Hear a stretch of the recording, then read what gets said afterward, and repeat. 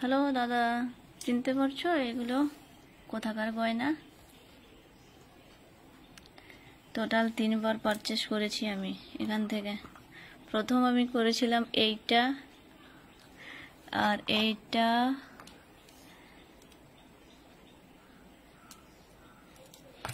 আর এইটা। টোটাল এই 3টে একসঙ্গে পারচেস করেছিলাম।